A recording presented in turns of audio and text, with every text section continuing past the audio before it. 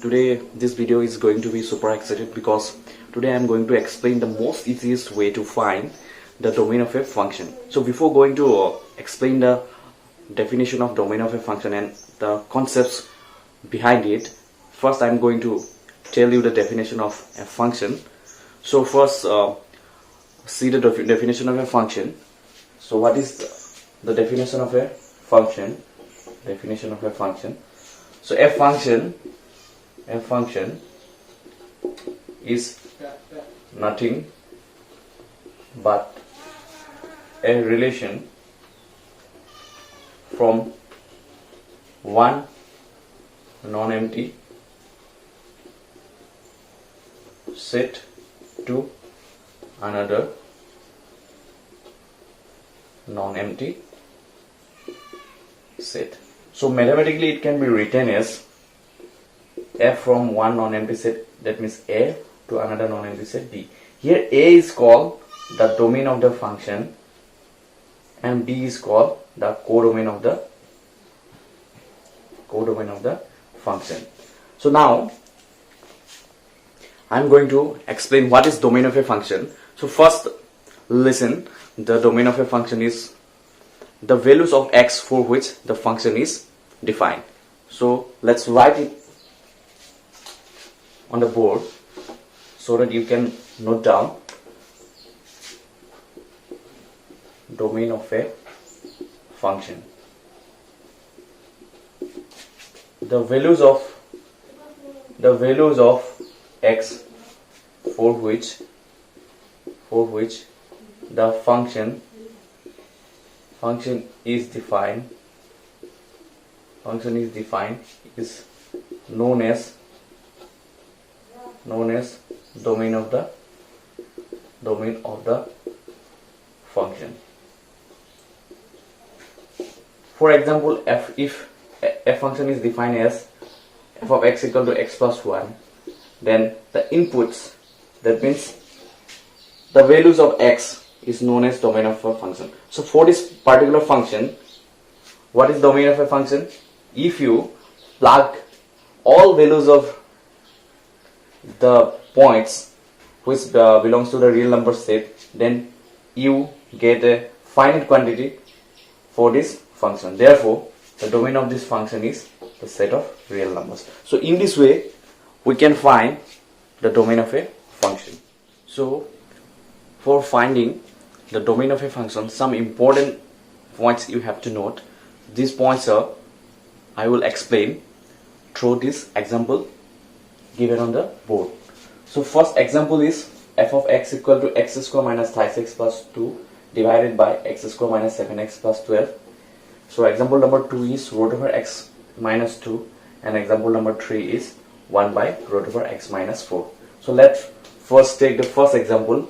So example number 1 is f of x equal to x square minus 5x plus 2 divided by x square minus 7x plus 12.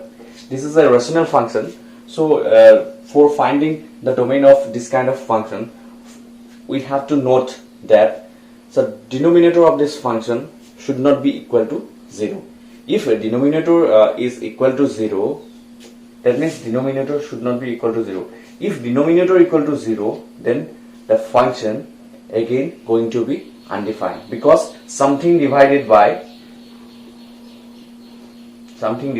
0 is always undefined. So therefore the denominator should not be equal to 0 for finding the domain of a function. Okay, so see this function f of x equal to x square minus 5x minus plus 2. If we factorize, we have x square minus twice x minus x plus 2. So in the denominator we have x square minus 4x minus twice x plus 12. So from here we have, on the numerator we have two factor, that means one is x minus 2 and other is x minus 1. And in the denominator we have two factor, that is one is x minus 4 and another value is x minus 3. Since the denominator should not be equal to 0, therefore x minus 4, x minus 3 should not be equal to 0. So if you plug x equal to 4 in the denominator, you have whole quantity 0. Again the function going to be undefined. Again if you plug x equal to 3 on the denominator, again the function is going to be undefined. Therefore you cannot plug the value 4 and 3 on the denominator to become the function is defined. So we neglect the point 4 and 3 from the domain of the function so that the function is defined. So the domain of the function of the given function will be set of real numbers minus the point 3 and 4. So the domain of the function, given function f of x equal to x square minus thrice x plus 2 divided by x square minus 7x plus 12 will be r minus 3, 4. So in this way we can find the domain of a function, that means domain of a rational function. Among the important points, the number 2 point is, so look at the board. On the root over sign, if a function is given in terms of root over sign, so on the root over side, the expression given under the root should be greater than 0. If it is less than 0, then it turn out to be a complex number. So on the root over sign, the expression given under the root should be greater than or equal to 0. So let's take an example to understand it in a better way. So example number 2 is f of x equal to root over x minus 2. So in this case, the function to be defined, the expression under the root should be greater than or equal to 0. So here we take greater than or equal to 0, because if we take x minus 2 equal to 0, then we get x equal to 2. If we plug the value of x equal to 2, then we have f of 2 equal to, so f of 2 equal to root over 2 minus 2, which is equal to 0, which is also a finite quantity. Therefore we can take the equality also. From here we have x minus 2 is greater than or equal to 2. Therefore if we add both sides of the greater than or equal symbol, then we have plus 2.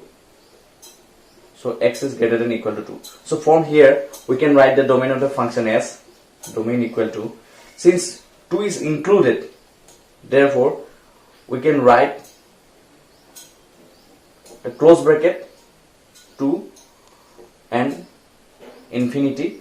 So over here we write the open bracket, because infinity is a quantity which cannot be touched. Therefore we can go on and on. Therefore the domain of the function is close bracket 2 to infinity.